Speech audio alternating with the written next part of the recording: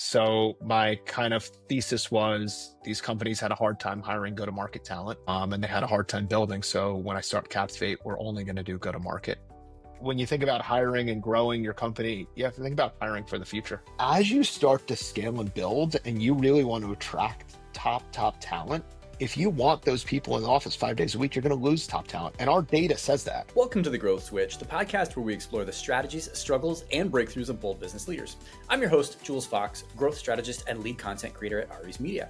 I'm here to uncover how today's top brands are scaling, overcoming challenges, and unlocking sustainable success. Now, for those of you just tuning in, Aries Media helps grow successful brands with comprehensive hands-on support for sales, business development, and performance marketing. Go ahead and drop growth into the comments if you want to learn how to do that. Now, today, we've got a very special guest. We have Chris Gannon. He's the founder of Captivate Talent, a boutique firm that helps B2B SaaS startups and scale-ups to build elite go-to-market teams by blending relationship-driven recruiting with community engagement and modern growth strategies. Chris, welcome to the podcast.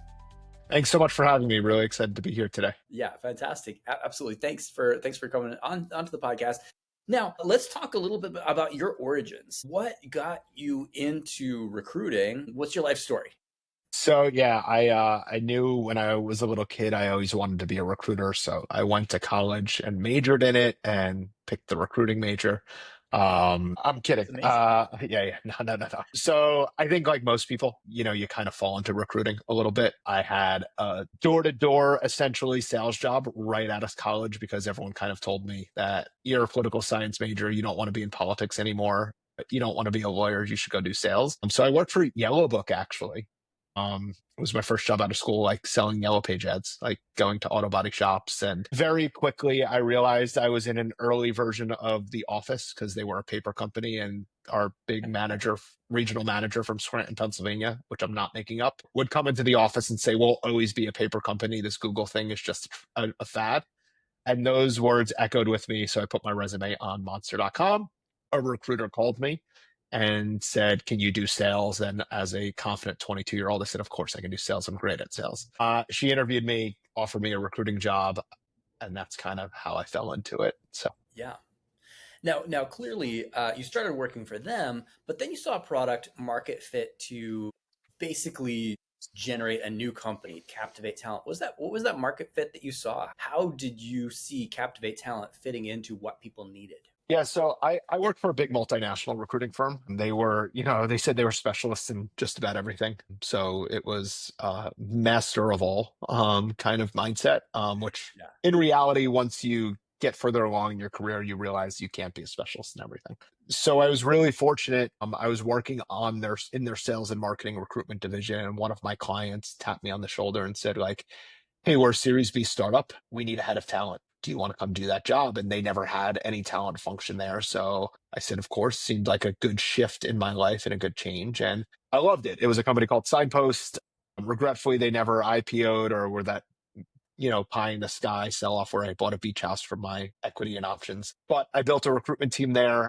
Got my first taste of startup go-to-market recruiting, and we scaled the company from about 70 to 220 when I left. And it was a really great experience. And then I had the opportunity to do that for another client that I previously worked with. They were a multinational firm. They were an HR tech company out of London, and they said, we're expanding to the US and growing globally. We want you to be our head of talent. So that was a really neat job because I got to be in London a couple times a year. I was in Bulgaria where my team was a couple times a year. And regretfully, I was in Boston by myself a lot. They moved me up there because that's where they were expanding. Mm-hmm. And they weren't expanding much in the US and they were growing everywhere else. So I got a little bit bored, got a little cranky and decided that it was time to like move back home and figure out what was next. And that's where I got the idea of Captivate Talent.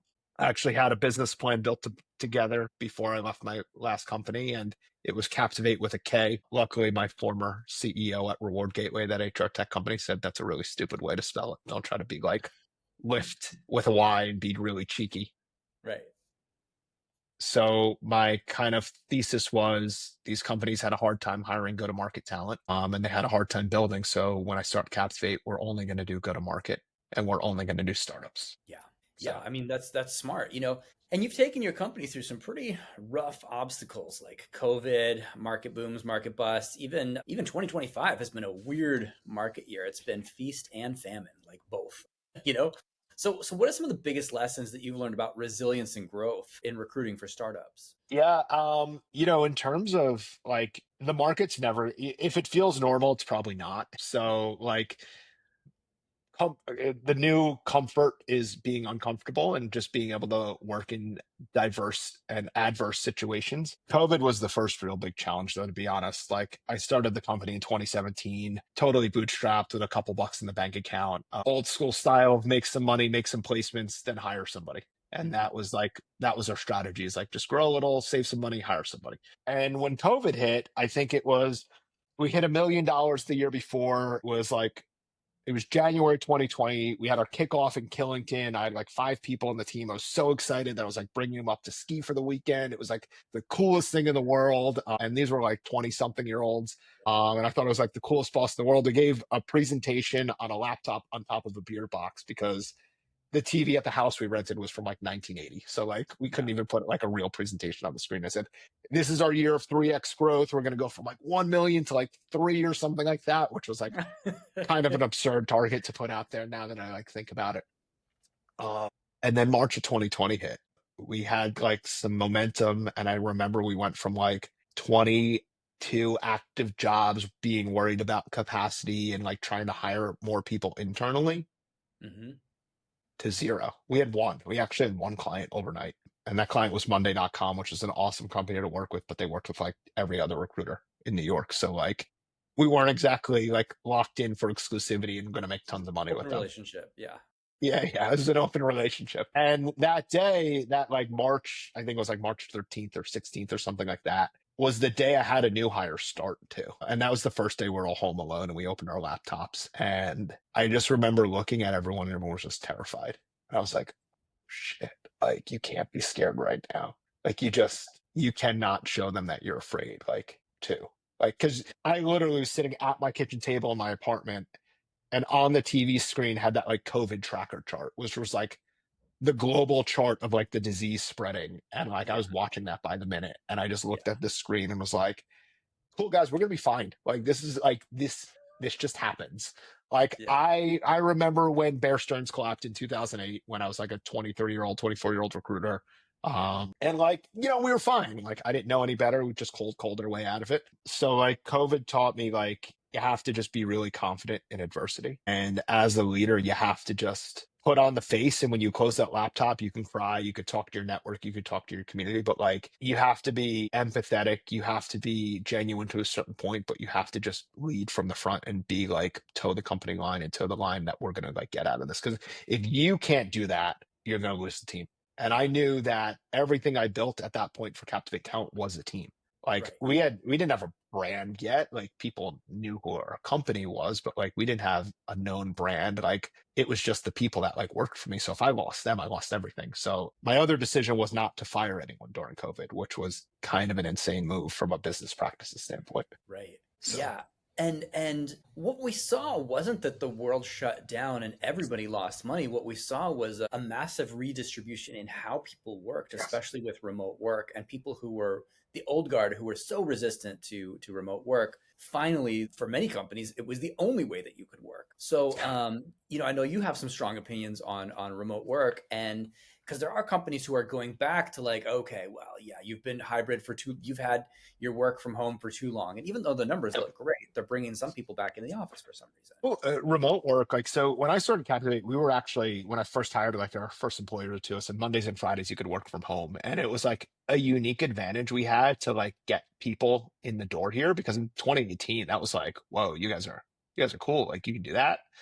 Yeah. Uh, and it actually helped us in COVID because we were able to, like, everyone had a laptop, everyone was able to work from home already. Like we didn't have to worry about like people's desktop computers or anything like crazy like that, which was a challenge for some companies. But it kind of shifted how talent's distributed. You look at what happened in that COVID period of remote work. People that were in like leadership, a lot of those people are a little later on in life. They maybe had kids or were starting families. They moved out of cities. They decentralized where they worked. They spread across the country.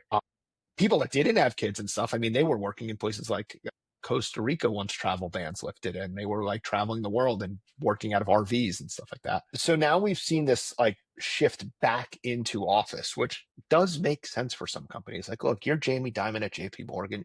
You are running the biggest, baddest bank in the world. You could tell people, fit in or F off. Like, you either come back in or like go look for a job somewhere else. You have that brand power. But if you're an emerging tech company, I get it. Like, you and your co-founder, your buddy, you start the company, you work in your garage, you're back at your WeWork, and you're there 15 hours a day just grinding. Like, that works in office. But as you start to scale and build and you really want to attract top talent, if you want those people in the office 5 days a week, you're going to lose top talent. And our data says that. Like, we did a search recently where they said 5 days a week in New York, we want a VP of sales. 1 out of every 4 qualified candidates was open to that. And that's only the ones that like we qualified. It was 25%. So if you think of, you're only looking at the top of the market because you want the best, it was 25% of that top 10%. So you're really looking at like 2.5% of the market would be even interested in talking to you. And there was a very real moment in that search, because we've run quite a few of these now at this point. We had a tier 1 VP of sales that the company wouldn't interview. And it's because he wanted to work 1 day from home on Fridays. He said, man, I have a 3-year-old or 4-year-old, I think it was. And I want to be able to like drop my kid off at school that day and pick him up. And that's really important for a lot of people. And they want a little bit of flexibility. And the founder looked at me and he said, and he was really honest, and I appreciate his honesty. He's like, this is just our culture. And that's the biggest trap if you're a founder. If you realize that your culture is if you think your culture is something static as you grow, you will get caught, you'll step on landmines culturally as your company grows, because culture needs to evolve. When it was you and your 4 buddies or your founding team, your culture is different than when you're 14 or when you're 40. And you have to recognize that culture evolves. Yeah. Yeah. And if you are not the person creating that company culture and evolving that company culture yourself, your employees will be evolving it for you. Yeah. And I think you have to be really, look, your employees can evolve your culture for you a little bit. Like that's what's supposed to happen. But as a founder and a leader, like, you have to be the lightning rod of what culture is, and you have to set the tone. We used to actually do something really fun here at Captivate. We would, before we hired before a new person started, I would get the team and we'd have like a mini offsite. And it was because knowing at that point it was going to be the last time that current team was together in its current state. And we wanted to kind of celebrate the mini milestone of hiring somebody new and knowing that our culture was going to evolve and change slightly. We don't do that anymore. Our team's distributed, so it's hard to get everyone together. And, we're a little too big for that to have, we hired like 6 people in the last couple months. So having 6 mini offsites over that time period would have been pretty tough. Yeah, that would have been the whole month, right? We would have had one a month. It would have been great. Yeah. Super fun. Yeah. Super expensive though. Yeah. Now, what you do with your team, and it's interesting because I think that you really walk the walk, right? Because you help build teams, you help these companies build their teams, but you also talked about the importance of your team, and especially during COVID, during that critical moment, you were like, I'm making the insane decision to keep this team. So you help founders, startup founders and revenue leaders to build these teams. What's important about helping them move beyond seeing recruiting as a commodity and instead to see it as a strategic growth driver for their company? You could have the best technology in the world, but if there are not, and I still believe this even in the AI age, which we can talk about later, but if you don't have the right people executing behind it, you're cooked. And we have seen time and time again where there's been tier 1 technical founders that have had great technology that they can never get to market. Mm-hmm. When you look at recruiting as a commodity, you are saying that my people are a commodity. Mm-hmm. And talent really doesn't matter. And you should just go pick a commoditized recruiting company. Look, there's a reason why people eat at Wendy's. Like, Wendy's is great. I love it. But like, if I want the best meal in the world, I'm not going there. And you have to look at talent the same way. Like, there is a reason why staffing firms, quote unquote, exist, because people just need to add headcount. When you are in a critical stage at your startup and you're going from seed to Series A, or you're going from figuring out product market fit to building repeatable motion, or you're scaling from A to B rapidly, you cannot look at talent or people that puree talent as a commodity. It has to be one of the most serious things as a founder that you are doing. If you are not spending as a founder like a third of your time thinking about around how to hire, who to hire, what people you need, your people strategy, you're going to lose. Yeah. So. That is a much bigger deal than I think people than people think. I think a lot of people, they're reactive. They wait until they are already behind, and then they want to fill that role because they're like, we really need to do this thing. We really need to have this thing done. Who can we get to do this? Versus being proactive. And you say, in the future, as I see us growing, we are going to have more capacity. We're going to need more people. And in that proactive hiring plan, you could say, these are the people that we will need to fill these slots in the future. It'll just put you a few steps ahead. If you are not, as a founder, always thinking about who could be top talent for your organization, you're not growing. Like you are, if you're not open to taking a meeting, if you don't have like an amazing recruiter in your back pocket that like understands the nuances and ethos of your organization, that could just be that like, hey, I need a VP. Let's go. Who do you have? Or Yeah. like, hey, always introduce me to top people like that you see in my space, because I just want to keep that pipeline going. Yeah. Like you're just going to be at a disadvantage. And Yeah. we walk that walk here. My team, my leadership team will ask me, they go, why do you have a couple interviews in your calendar this week? And I'm like, because I always want to know who's out there. And if I see Mhm. somebody great, it's like the draft board. Like you're just going for the best athlete on the field at sometimes. Yeah. Yeah, absolutely. So as far as capacity, we talk hiring strategy, we talk people. You mentioned AI, and I think that that's also like in collaboration with the team, an important part of what we do. So how is AI helping you to work better, faster, smarter, and what do you see are some of the risks? So the risk is like you could be a bit of a Luddite and like not embrace it. And all the like scary headlines about how AI is going to replace you, is that it's going to come to fruition. It's going to be true. Like AI is going to replace people that probably aren't going to do a very good job anyway, that aren't going to adapt to technology. Anyone listening to this, like whether you're in your 40s, 50s, or 20s, like we're at the birth of like where this technology is. You have a strategic advantage right now over people that aren't going to jump onto this stuff in the next, like, somebody who's just entering the workforce in a few years that might not be on it yet. So you have a strategic advantage to get ahead of the curve right now. Still, there's a little bit of an advantage to get ahead of the curve. It's that window is slowly closing.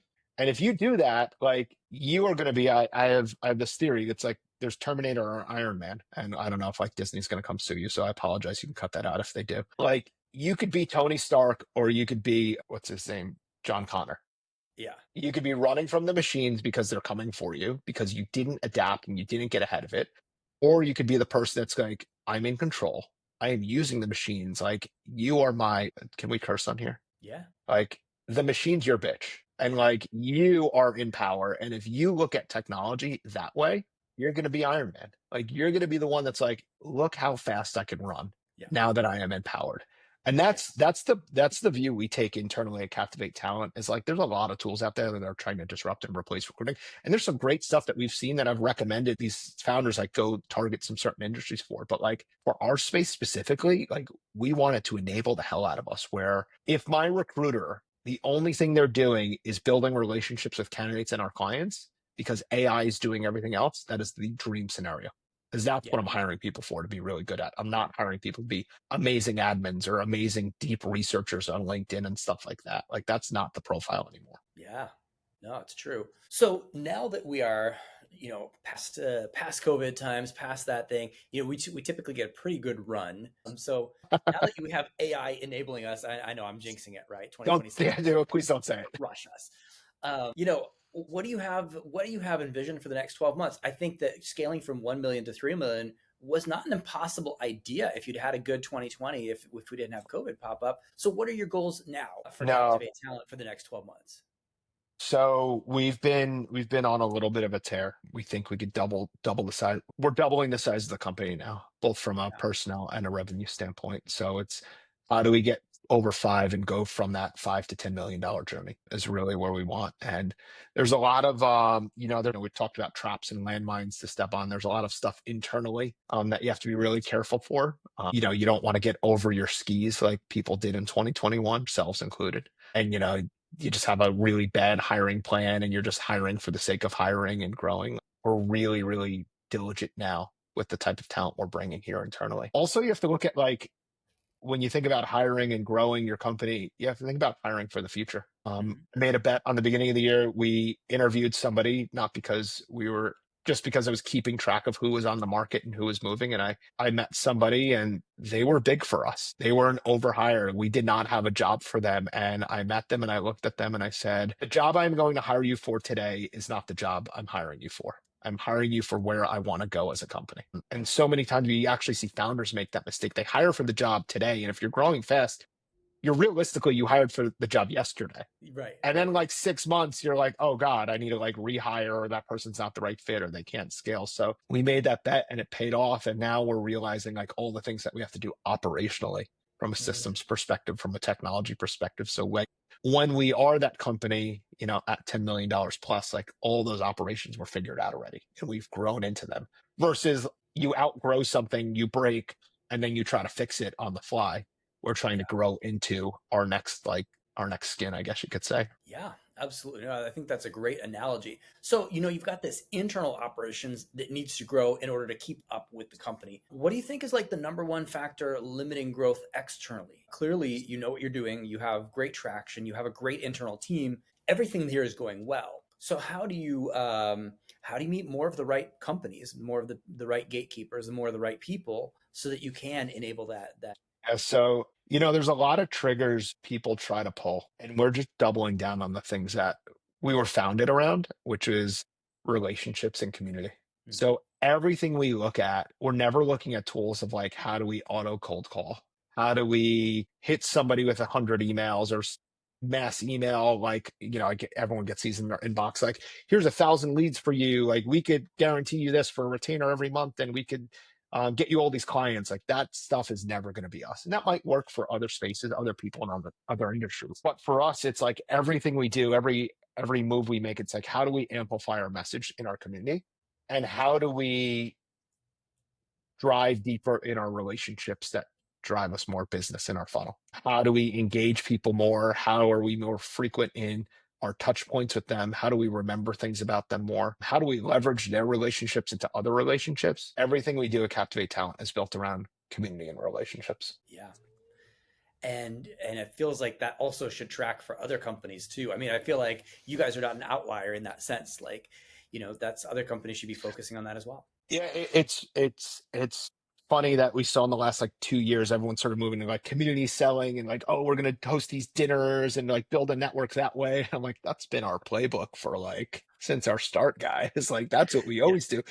Because look, realistically, recruiting is seen, we talked about it a little bit, as a commoditized product. So how do you differentiate yourself? Externally, sometimes it looks the same. So it's built on brand and relationships. And what we've seen in our market, which is SaaS and AI companies, is, hey, all the technology is starting to look the same. And the moat you had on the tech side, you might have built a product and there was like years before other companies would catch up. Now it's months or weeks even. So when a buyer is making a decision, the tech might look the same. It might be on price, which you never really want to win because you're cheaper, because that kind of stinks. But a lot of times it's on brand integrity and relationship. Yeah. So we're seeing that shift in even how they hire. So how can people find you? How can they connect with you? How can they best get at you to do business, to build these relationships? If you really want to talk to me, you can find me on Twitter somewhere, because I don't have a lot going on there. So it's not a noisy channel for me. If somebody sends me a message, I'll usually be like, a bot message me, let me read it. Yeah. But really the channel where I spend the most time is LinkedIn, or I should be spending the most time is LinkedIn. Yeah. So, or captivatetalent.com is how you find us as a company. Great. And all those links are going to be right down in the show notes. So all you have to do is look down, make a little click. Chris, it's so nice to meet you. Thank you so much for your time and expertise. Really appreciate having you on the show. Lexi, thanks so much, man. I really appreciate it. Have a great day.